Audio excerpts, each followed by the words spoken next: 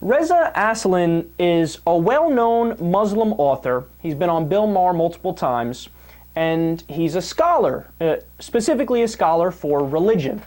So he was invited to Fox News to talk about his new book about Jesus, and the anchor here, Lauren Green, gets her lunch eaten. This is hilarious. Let's listen. Well, this is an interesting book. Now, I want to clarify, you're a Muslim, so why did you write a book about the founder of Christianity? Well, to be clear, I am a scholar of religions with 4 degrees, including one in the New Testament and fluency in Biblical Greek, who has been studying the origins of Christianity for 2 decades, who also just happens to be a Muslim. So it's not that I'm just some Muslim writing about Jesus. I am an expert with a PhD in the history of religions. But I have been obsessed with Jesus. Though, it still begs the question, why would you be interested in the founder of Christianity? Because it's my job as an academic. I am a professor of religion, including the New Testament. That's what I do for a living, actually. So, I mean, it would be like asking a Christian why they would write a book about Islam. I mean, I'm not sure about that. But honestly, I've been obsessed with Jesus for really 20 years. I've been studying his life and his work and the origins of Christianity, both in an academic environment and in a personal level for about 2 decades. And just to be clear, this is not some attack on Christianity. My mother is a Christian. My wife is a Christian. My brother-in-law is an evangelical pastor. Anyone who thinks that this book is an attack on Christianity has not read it yet. But I want to read you some quotes from some people who are criticizing you. One from John Dickerson, who has written an op-ed piece on FoxNews.com, and he says, it's not a historian's report on Jesus. Is it an educated Muslim's opinion about Jesus? He says its conclusions are long-held Islamic claims, namely that Jesus was a zealous prophet type who didn't claim to be God. Well, that's actually not what Islam claims about Jesus. My book about Jesus overturns pretty much everything that Islam also thinks about Jesus as well. And to be clear, I just want to emphasize this one more time. I am a historian. I am a PhD in the history of religions.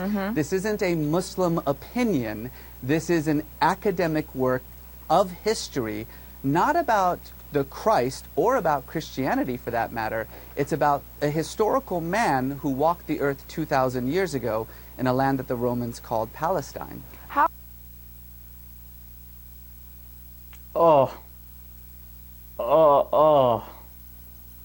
When somebody wants to know how to win a debate, you show them that clip.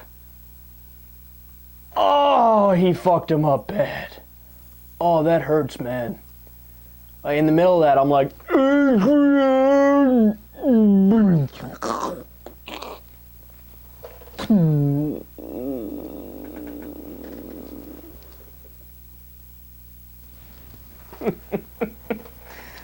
look, the argument from the Fox News people was, who are you to talk about them? You have to be part of the group to talk about the group. You can't not be part of the group and talk about the group. That doesn't make any sense. That never happens. That never happens. That's funny. So here's a question. What does Steve Harvey, Wendy Walsh, John Gray, David Wexler, Hill Harper, Bill Farrell, Cheryl Haskins, Wayne Levine, and Tariq Nasheed have in common? The list is much longer, too. Let me just state that. What do they have in common? They're all either men who've written books about women or women that have written books about men. There's also a laundry list of atheists that have written books about Christianity or Islam or both. There's sociologists who are not part of any particular subculture, but they do extensive research and they write in depth about particular subcultures. One of my professors in college, he's a sociologist, and he was not part of the underground jazz musician subculture, but he spent a couple months with them to actually do a report on them.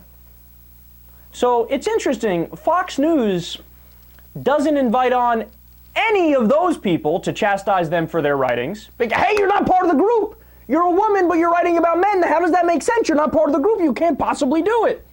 But whenever it's a Muslim who wrote a book about Jesus, apparently now all of a sudden they're outraged and they make that argument.